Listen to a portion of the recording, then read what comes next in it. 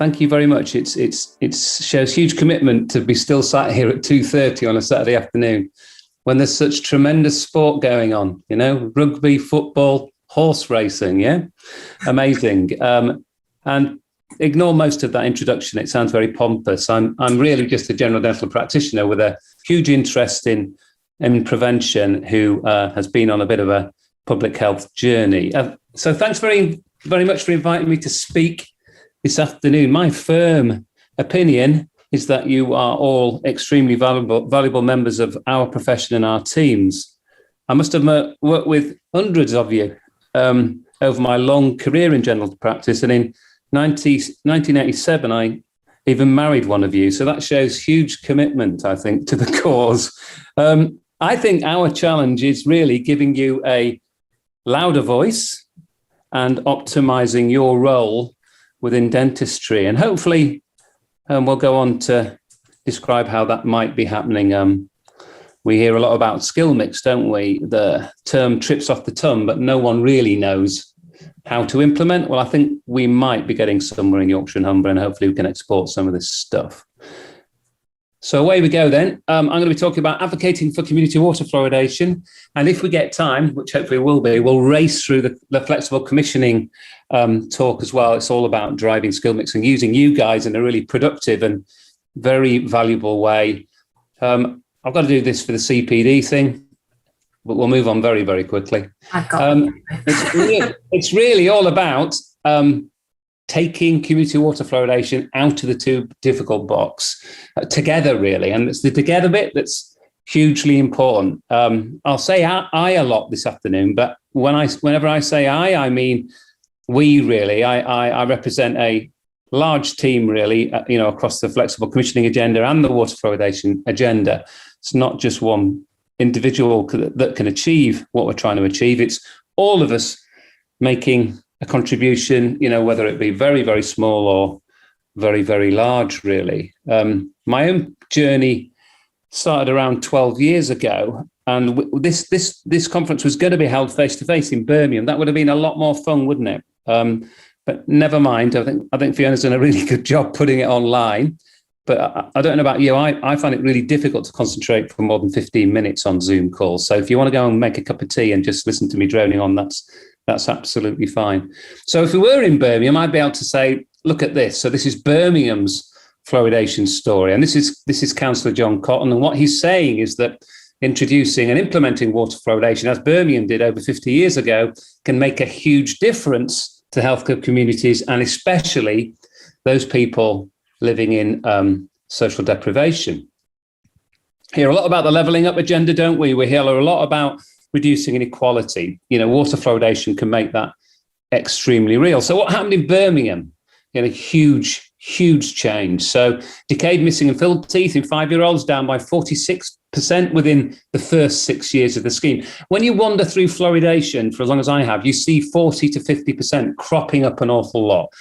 And that's really the shift in oral health you can achieve with this particular public health measure. Extractions of primary and permanent teeth in under 15s down from 46,000 to 12,500, huge numbers. And GAs for tooth extractions down from 18,000 to 2,000 a year within the first 15 years of the scheme. I could probably wrap it up now, couldn't I? I could probably stop talking about water fluoridation because those numbers are extremely impressive and very, very powerful. And time again, when you introduce a fluoridation scheme, you get exactly those kind of statistics playing out. So some of you have seen this before. This is Jimmy Steele's diagram, God bless him. And it talks about priorities for public investment in oral health. Well, we all know you get the biggest bang for your buck at population health level with public health measures. A little bit for emergent dental care, and then, of course, personalised disease prevention, which we'll talk about later. So what do we mean by, upstream measures? What do we mean by public health, particularly with dentistry? Strengthen the sugar taxation. I think we've all read about this. Made a huge difference. Basically tax high sugar drinks. You get a 30% reduction in total sugar in soft drinks and shift towards lower sugar products to remove millions and millions of metric tons of sugar from soft drinks through reformulation, and it appears to be driving consumer purchasing towards healthier products. It's also raised approximately £340 million in tax, supposedly, by the way, to reintroduce into the kind of oral health prevention agenda. I'm not sure we've seen that yet. We need to track that money. What else? Targeting inequalities with outreach programs. So, I'm a big supporter of Teeth Team, born in Hull as well. So going out into targeted early years settings, delivering supervised brushing programs and fluoride varnish programs. And of course, community water fluoridation, the daddy of them all, really, in terms of oral health improvement. No compliance required, safe and effective. So the driver for change, and we all need a kind of driver for change. You need something to kind of get you off the couch and get you angry and drive what you're doing. The driver for change for me was statistics like this. So there I am, sat in Kingston upon Hull for about 13, 14 years at this stage. And, I'm starting to cultivate some health within my practice. But every time I see a new patient, I recognise, as particularly a child from a poor area in Hull, and it is one of the most socially deprived cities in the whole of England, I recognise that I'm really just making a dent in oral health improvement, within the whole population. And why is it that children who come and see me in Kingston upon Hull have 5-6 times the decay experience of children who are brought up in Rydale, which is, 20 minutes away? About an hour away. Completely unacceptable, in my opinion. So I wrote a letter to the BDJ. At the time, I was chair of the local dental committee. I wrote a letter to the BDJ. I was quite angry. The point I was making was that, and you all have been on this journey as well within your courses and your education, we have to sit through lecture after lecture about water fluoridation, but no one seems to implement. Ironically, the last water fluoridation scheme to be implemented in England was, I would normally ask you this and you'd tell me, but I can't do that, can I? Was in 1984, ironically, when I qualified. I mean, that's a ridiculous length of time away when you think about it. So something needed to be done. So very naively, I published a petition, a YouGov petition on encouraging people and encourage people to sign. And I thought, that's it, I've cracked it.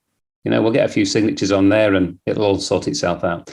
Of course, it didn't. I got about 3,000 signatures at the time. That was the largest supported petition for water fluoridation ever. But I think what we're beginning to recognise, what I'm beginning to recognise, that is silent support is no longer appropriate. We all have to get stuck in and support in any way that we can, really, if we're going to get the final shift that we all want, because it will make a huge difference. Personally, I don't believe in universal water fluoridation. I think to fluoridate, wealthy areas is a bit pointless, quite frankly. But I do believe we need to target at areas of oral health need and deprivation. That might sound a bit controversial, but from my perspective, I think it's good for everyone, but it's much better, as we'll see, for those who are in need, really. So there is a petition. The point I'm trying to make about silent support is there's a petition out on YouGov at the moment around not engaging water fluoridation. So, published by the anti-fluoridation lobby. Guess how many signatures? I got 3,000 for mine. I think I'd get more now, by the way. But how many do you think it's currently running at? 35,000. 35,000. Still a minute proportion of the population, but that's the point I'm making. The anti-fluoridation lobby isn't silent. It's very, very noisy. And we need to get equally noisy because we have the evidence base firmly on our side. So following my naive publishing of the petition, I worked with my LDC to develop the 1 part per million website in Hull. What we wanted to do was raise awareness of the public health measure and give people a website to go to get information that was a bit sexier than most kind of public health sites out there. And I think we worked really hard to achieve that. At that point in time, the local dental committee were pushing really hard locally to get the local authority to commit to water fluoridation. At the time, we had Alan Johnson, who was a constituency MP for a part of Hull, pushing with us. And we very nearly got there. And in the end, we didn't. A political decision was made not to roll forward with fluoridation in Hull, but we're moving again in terms of bringing that back to the council to vote on. And to be perfectly honest, given the changes within the Health and Social Care Act that I'll talk about later, that decision may be made in the future by central government and not local government. So we started to understand the power of making press statements and kind of going out to the media. We've released countless numbers of these now. And at that point in 2015, we were making the case for water fluoridation loud and clear within the area of Hull. The 1 part per million website, I think, is a really strong statement by the profession. It's entirely funded by contributions from LDCs and individuals, all dentists, actually. So I think what it basically describes is a situation where, we obviously care about trying to improve health, particularly for those people in our community who need it the most. And we put out little memes out on Facebook, Twitter, on our website. So we're saying things, we're trying to push positive evidence-based measures. And we've got a lot of help as well from the BFS whilst we're doing that, particularly the late Professor Mike Lennon. So, why is it acceptable that fluoridated Sangwell, which, by the way, has quite a similar demographic to Hull, why is it acceptable that it's 36% less decay than Hull? Why is it acceptable that children in deprived areas, we accept that they're going to have more decay? Fluoridation reduces decay rates by 52%. So pushing really, really strong, positive, evidence-based messages, trying to counter the misinformation that we'll talk about later. And we printed a load of postcards, and we asked parents to sign those postcards supporting fluoridation, particularly when we tell them that fluoridation can reduce the necessity for GA extractions for young children, which is a disgrace, isn't it? Why is it with a almost an entirely preventable disease? Why is it that extractions between 9 to 13-year-olds is the biggest reason why children enter hospital? Oh dear, hang on a second. Okay, and so we started to get some support from the British Dental Association, and at that point we started to work with other organisations as well. The Oral Health Foundation has been a massive supporter of fluoridation for some time. Nigel Carter is a tremendous supporter of our campaign and all oral health campaigns, actually. He's a great bloke as well. He says that fluoridation schemes are vital if we're going to fight, tooth extraction problems. BSPD, once again, big support of fluoridation. If we want to reduce the burden of decay, we need to implement water fluoridation where it's technically feasible. Feasibility is interesting. It isn't feasible everywhere. We have to run engineering studies to find out if the distribution of water, lends itself to water fluoridation. So it's not technically possible to fluoridate all areas that we'd like to fluoridate, but most we can. Royal College of Surgeons, we encourage all local authorities to introduce water fluoridation schemes to reduce significant inequalities, because there is significant inequalities. It's unacceptable. And eventually, we stumbled on the idea of forming a national community water fluoridation network. We now have, I think it's 19 dental organisations, and we're very, very proud to have one children's charity, the National Children's Bureau, within the network. And our role really is to lobby for water fluoridation, raise the profile of water fluoridation, and try and push the positive messages and counter the misinformation that's out there. We're hoping to recruit the Royal College of Paediatric Child Health soon. Certainly at their recent AGM, they made a very strong statement in support of water fluoridation. So hopefully they'll be joining us very shortly. We've run motions at the National LDC Conference now for 4/5 consecutive years. We've won them all. Unfortunately, the LDC conference, if you've ever been, sometimes people fall asleep or disappear. So I think there was one person who voted against it for some reason. I challenged them, and by the way, they wouldn't in the future. And the 6% were people who'd gone to the bar, I think. So what are the key facts? I think it's really important to remember some strong key facts, some really simple stuff. So I try and remember that water fluoridation reduces decay in children by 20%. It's actually between 26% and 40%. Increases the number of decay-free children in the population by 15%. These are big numbers in terms of public health, by the way. Reduces dental health inequality and reduces GAs by 59%. Big numbers. 62% if you take into consideration deprivation. And it's hugely cost effective. So it dwarfs everything there. So in terms of cost effectiveness, water fluoridation murders, quite literally, every other oral health improvement program. So £1 invested gives a return on investment of nearly £22 after 10 years. Everyone else is hovering around the £2-3 mark. So it's hugely effective and cost effective.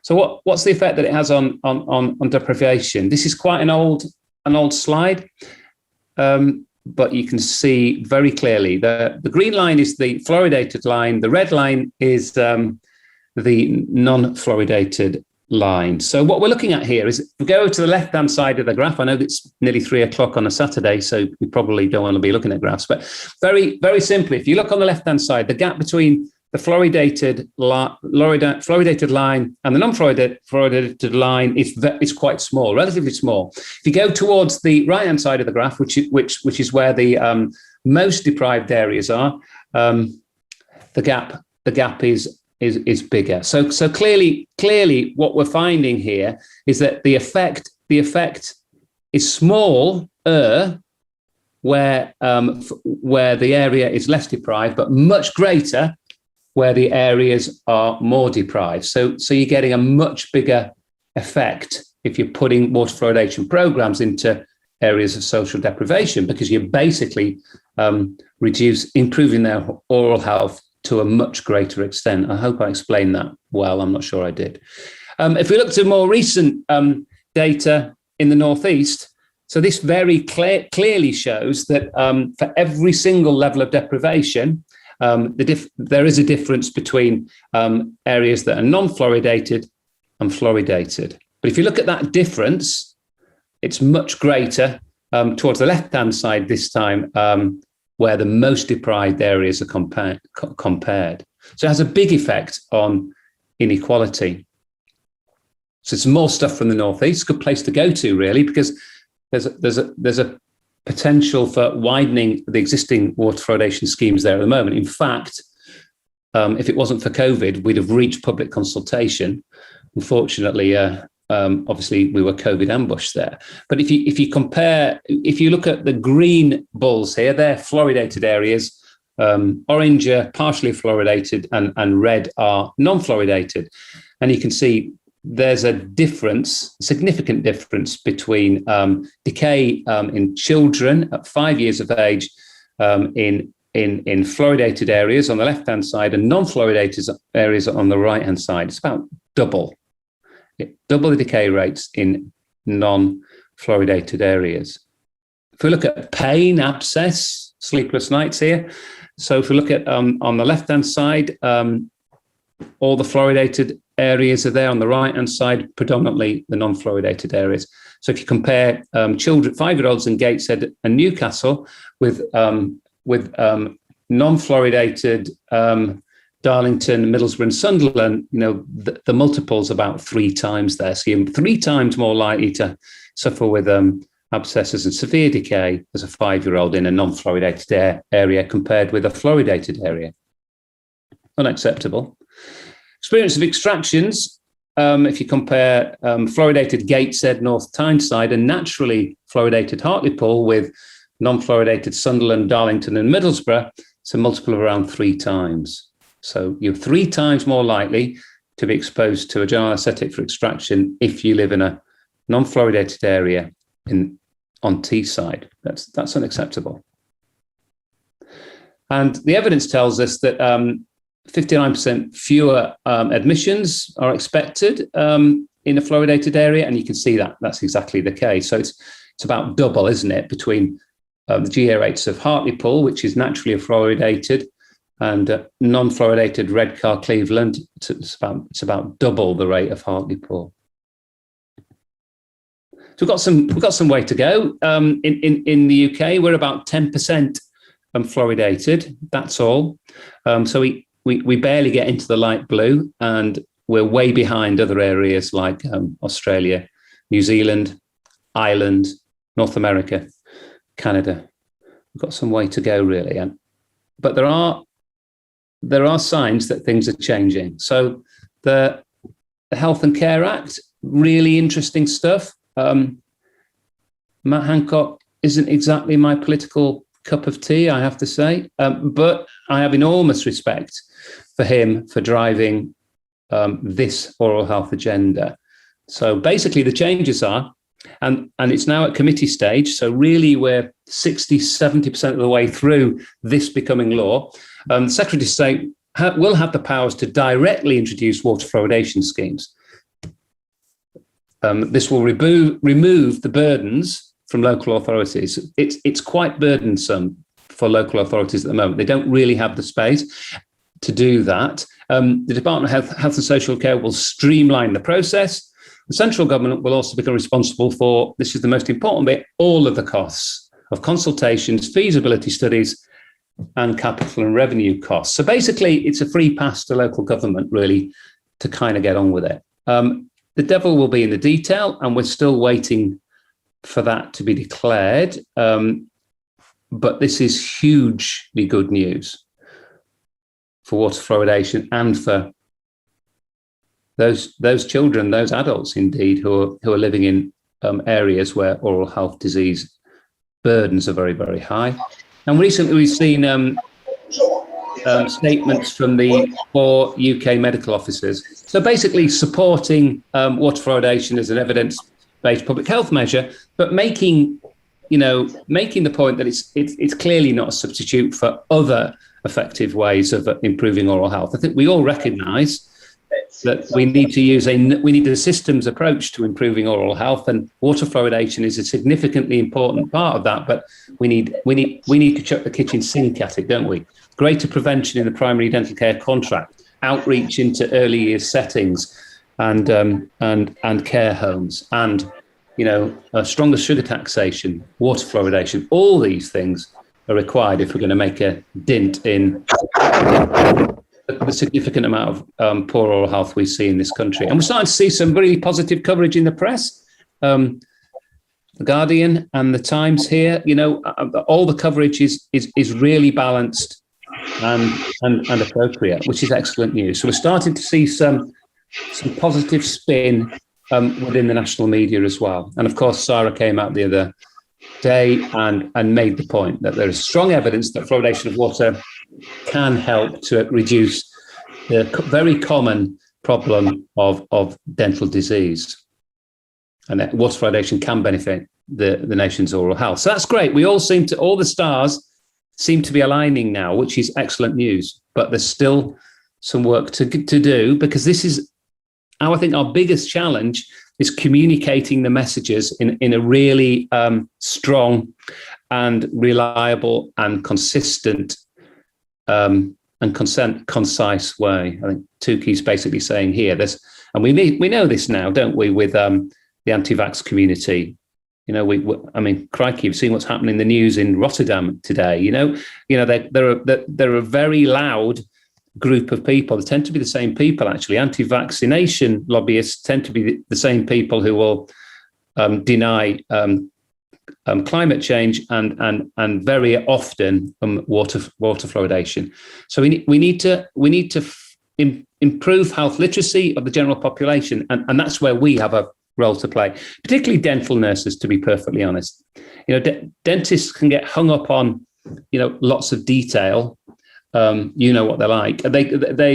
Whereas dental nurses, generally speaking, are I have to say this, better communicators, quite frankly. So you're a very, very important part, I think, of the lobby for water fluoridation, because we need to combat this and counter this. So the language is used to instill fear and confusion.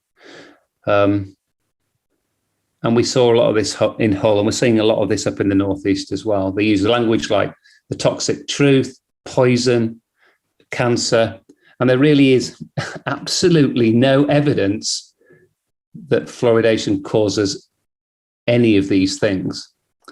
And it's really important that we push the positive measures and point to the evidence base.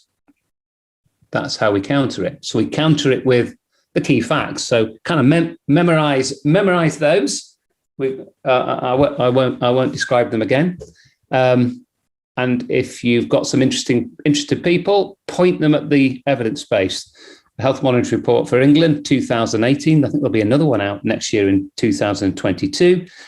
The New Zealand report on water fluoridation is extremely good, really, really well written. And the Australian one is probably the most comprehensive report and review I've ever seen. It's got a ridiculous number of references. I think it's about 400. So point people in the direction of those papers. Point them in the direction of the 1 part per million Hull website, because we've got tons of information on there. We've probably been a bit lax recently. We need to get more on there, and we're focusing on that right now. We've all been a bit COVID ambushed, haven't we? And we've all been a bit COVID fatigued, but we're back on it now. So we'll be starting to put some more stuff up on that fairly shortly. And obviously, check out the BFS website as well. It's really good. So that's where your evidence is. There's some PHE resources as well. These things are really good. So you can print these things off. They're little Z cards, and they've got loads of information on. I think in the future where water fluoridation schemes are about to be implemented, hopefully in the next 2 or 3 years, then it'll be great to print some of these off for you guys. So you've got them in your pockets. You can flick them out when you're asked any questions. They're a really good aid memoir, and they're a really good campaign tool. PHE have produced some nice posters as well, explaining why we need water fluoridation, pushing positive evidence-based messages. And if you're a bit of a geek, check out this. This is on the BFS website. It's about how to read a study about fluoride or fluoridation. It's about critical appraisal, really, of papers. If you're interested in that kind of thing, if you're getting into public health, well worth reading this, really, because it gives you the tools, if you like, to appraise scientific papers. There's a lot within fluoridation. There's an awful lot of association, very little causation. CBOF Network out on Twitter. You can retweet some of this stuff, like some of this stuff, whether we like it or not. Social media is where it's at in terms of communicating with the general population. So, getting this stuff out there is really important, and supporting it as well.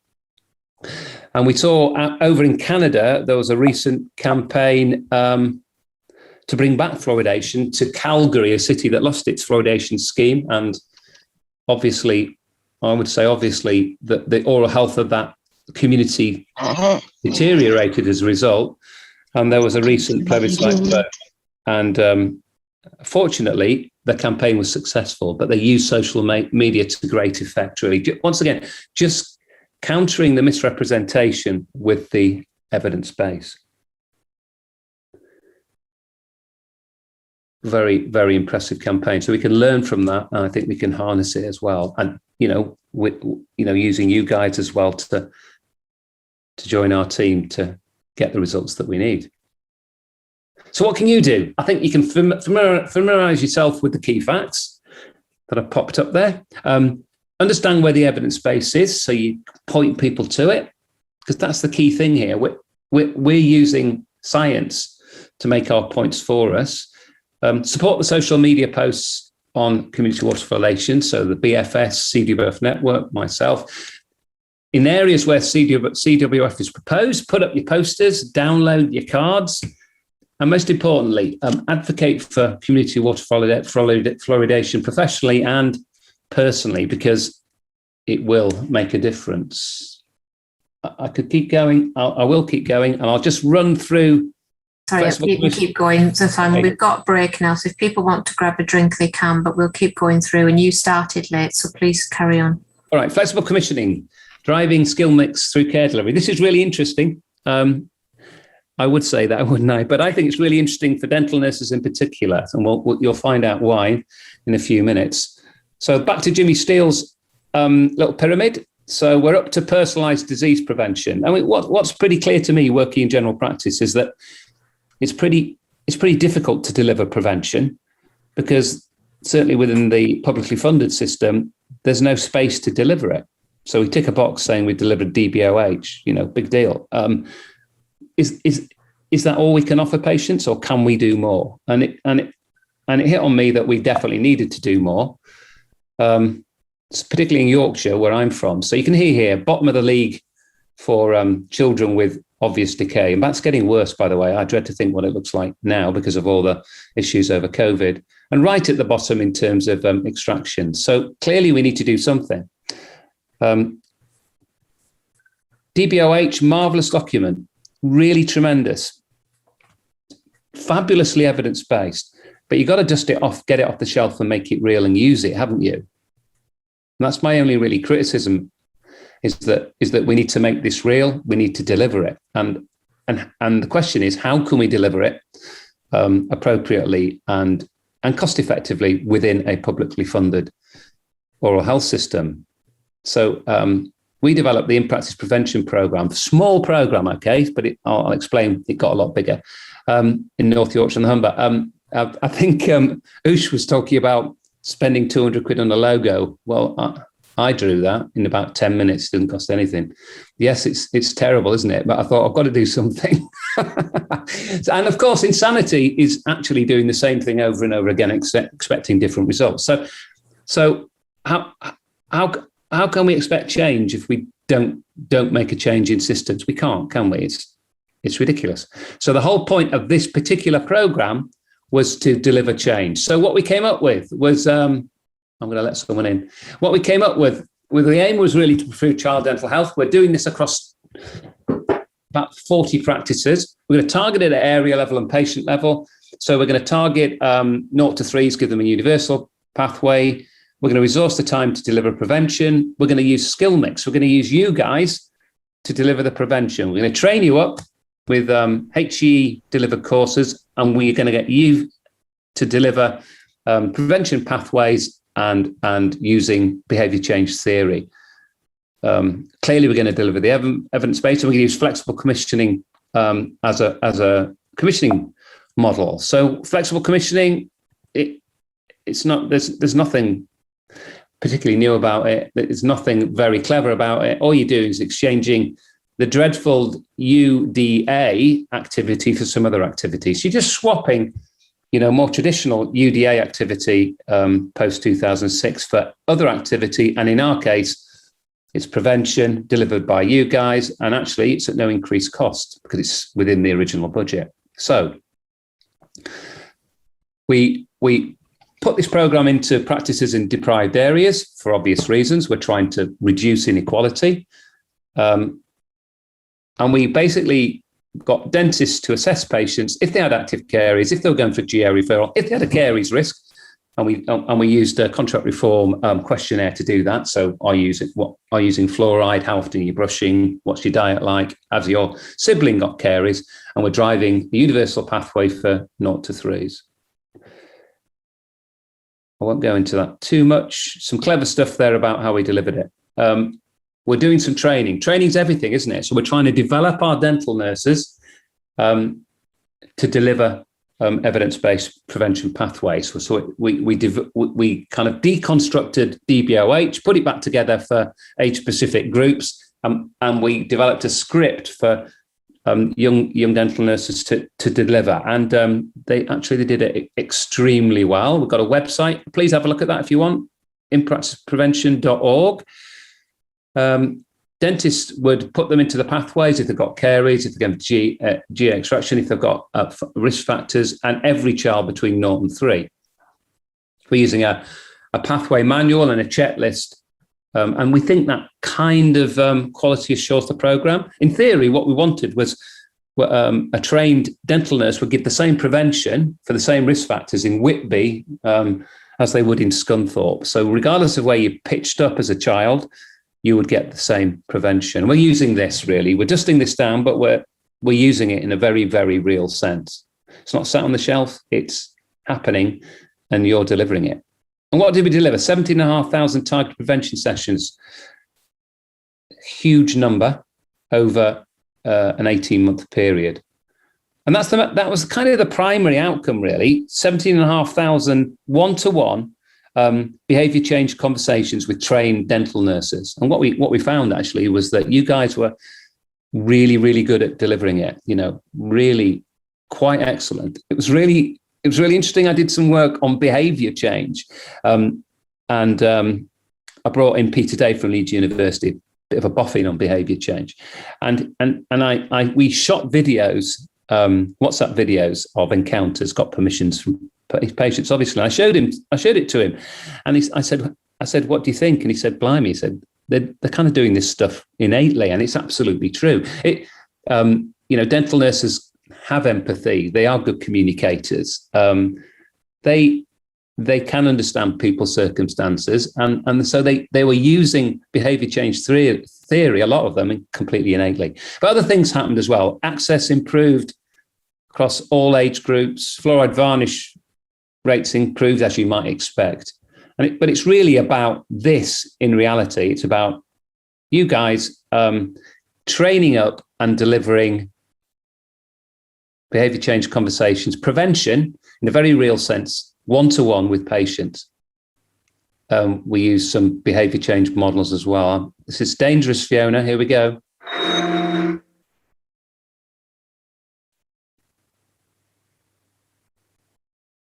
I think it's really important to involve both the child and the adult, so we can work as a little team almost to make the subtle changes or big changes to make a positive impact on their life. As soon as the parent comes in, I like to know that they're interested by asking questions, waiting for their response. Just in general, just a good conversation. I think it's really important to just try and build up that rapport. When you're speaking to the parents, you should make sure they know that you're listening and taking all the information, and make sure you use body language so they know that you're interested and you're listening. Think of ways that we can make little changes that will work for them, because every family is different.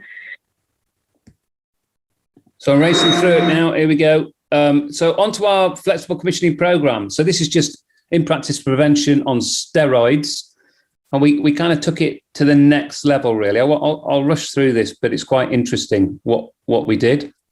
A load of prevention and access. So we're joining up practices with social care teams and health visitor teams for obvious reasons, and CDS services for safe discharge of level 1 patients. We're doing the targeted prevention for children and adults now. So we're taking it to the next level, and we're looking at patients in these groups and delivering some targeted prevention one-to-one with these patient groups, including high needs adults. Using the same kind of thing, lots of education, lots of training, developing you guys to deliver this. And the oral health champion role's much bigger. So you're delivering the targeted training, you're talking to health visitors, you're talking to CDS services, you're talking to social care teams. You're delivering access for, groups like Looked After Children, for example. I'll keep going as a website. There are all your roles. Bit scary to start with, we found. We've got a WhatsApp group running at the moment supporting, giving some peer support to our flexible commissioning oral health champions. We've got about 140 of them, and working with lots of local authorities around Yorkshire and Humber. And the oral health champion is also driving a MEC agenda. So they're working our brief interventions and training their teams up to deliver very brief interventions. It's going to be very quick now. Get to the sexy bit. So this is what's been delivered so far. 323 patients delivered into flexible commissioning practices from CDS services. Health visitor referrals, nearly 1,000. Social care referrals, nearly 750. Child targeted prevention sessions, 29,000. Adult targeted prevention sessions, over 6,000. And this is a really interesting thing. You know, MEC's been around for donkey's years, hasn't it? And if we're really honest, I didn't deliver it particularly well when I was in practice. But now, because we created the space, because we're flexibly commissioning 10% of practice contract values to deliver this program in exchange for 10% reduction in UDAs, practices are delivering this. Oral health champions are taking control of the program, delivering it extremely well, coordinating it. They're delivering nearly 3,300 health and wellbeing referrals. Quite staggering, really. All delivered, all anchored by trained dental nurses working within flexible commissioning practices.